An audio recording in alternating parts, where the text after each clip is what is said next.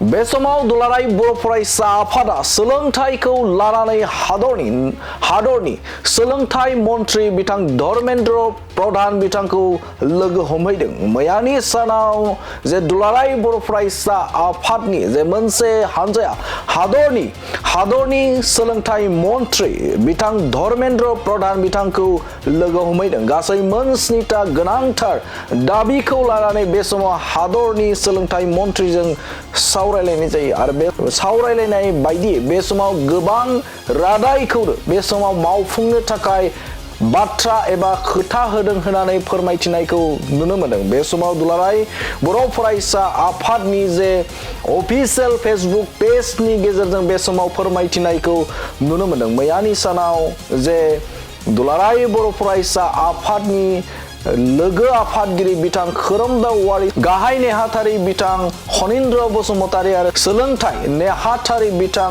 सोमावसार बसुमतारी आरो MP जयन्त बसुमतारीनि मोनसे हानजाया हादरनि सोलोंथाइ मन्त्रि बिथां धर्मेन्द्र प्रधान बिथांखौ लोगो हमहैदों। गासै मोन 7टा आयदा एबा गोनां दाबिखौ लानानै बे समाव सावरायलायनाय जादोंखौ फोरमायथिनायखौ बे समाव नुनो मोनदों। नोंथांमोननो फोरमायनो थाखाय आखायाव लादों जे बे समाव ब्रेकिंनि हेफाजाबजों फोरमायनो थाखाय आखायाव लादों जे माबे दाबिखौ लानानै एबा मैखोम दाबिखौ लानानै दुलाराय बर' फरायसा आफादा हादरनि सोलोंथाइ मन्त्रि बिथांखौ लोगो हमहैदों फोरमायनो थाखाय आखायाव लादों। गिबि दाबि बायदियै बर' फरायसा थानाय गंफ्रोमबो GNB आरो केन्द्रीय बिद्यालयफोराव बर' MIL खौ थाखो 12सिम फरायनो मोनहोनायनि थिरांथा होयो।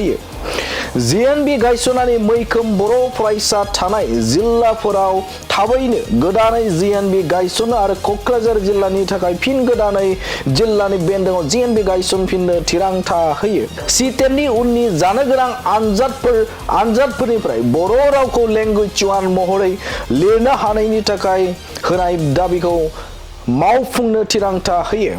तेजपुर इउनिभार्सिटि आरो आसाम इउनिभार्सिटियाव बर' बिफान थिसननो थिरांथा होयो। सैनिक स्कुलनि मुं थिसननाय आनजादाव बर' रावनि सोंथि बिलाइजोंबो आनजाद खुंनो थिरांथा होयो। नेशनेल मिन्स काम मेरिट स्कलारशिपनि सोंथि बिलाइखौ सेबखांनानै होनायनि थाखाय एबसुनिफ्राय भारत सरकारनिसिम साबायखर बावनानै बोसोरफ्रोमबो थाद'नाय गैयाजासे बर' रावनि सोंथि बिलाइ होलांबाय थानो खावलायनाय जायो। मोन 7 दाबि बिटिआर गोरोबथायाव थानाय मिरुआरि सोलोंथाइ फसंथानफोरखौ थाबैनो मावफुंनो एबसुनिफ्राय दाबि दैखांनाय आयदाखौ भारत सरकारा मावफुंनो नाजाबाय थादों होननानै बिथां धर्मेन्द्र प्रधान बिथाङा फोरमायथिनायखौ लिरनायखौ बे समाव नुनो मोनदों। बे गोनांथार सावरायनाय आयदायाव मैयानि सानाव बे समाव दुलाराय बर' फरायसा आफादनिफ्राय लोगो आफादगिरि खोरोमदाव औवारी,